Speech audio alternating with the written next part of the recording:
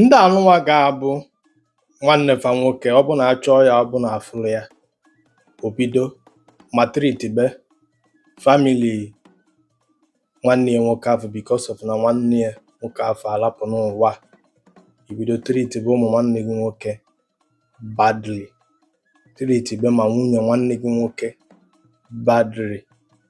Achọrọ m ịjụ gị ma ọ bụ na ị nọ under this category, kedu ife bụ the offense of ụmụ nwanne gị nwoke na nwunye? Kedu ife fa mere? Kedu ife bụ the problem? Kedu ife gị na fa na-azọ? Ọ pụtara na ife belong to their father abụrụkwazi their own. Ọ pụtara na nwanne gị nwoke alapụrụ ụwa ọ na ọ mụtara nwa. Kedu ife ije treat nwunye nwanne gị nwoke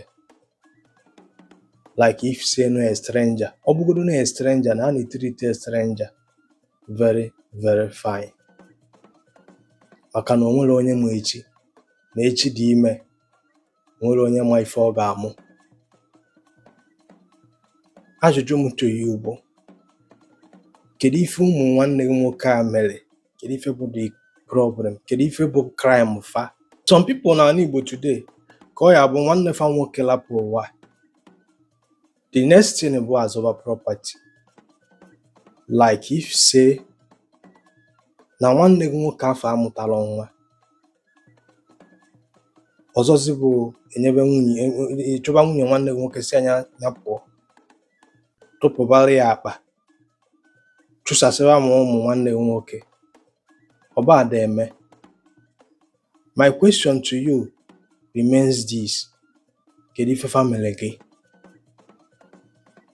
Kedu ife fa mere gị? Kedu ife fa mere gị? Especially ebe ọ bụ na ọ dị ka nwanne gị nwoke nwere ọkpata chụrụ chaa gị na nwunye nwanne gị nwoke ebido zụba property nwanne gị nwoke, and ịnwa na nwanne gị nwoke afọ hapụrụ ụmụazị and they need to take care of them.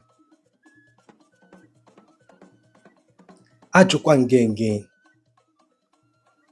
kedu ife fa mere? O nwere onye obi na-eri nke ọjọọ? Akwa ịmụtara nwa, eme nwa gị ife ị na-eme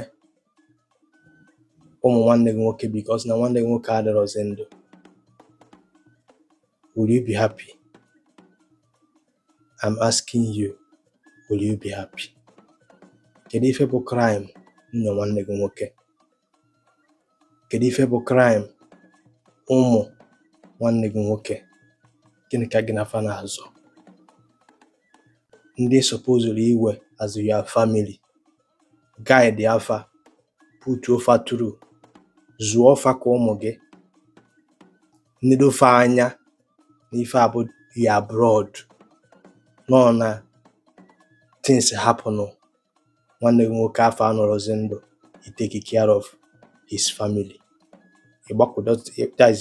Ịgbakọtọzie ụmụ nwanne gị nwoke na family ya azụ, gị na fa na-azọ property, na-azụ ana, na-azụ ego dị na bank.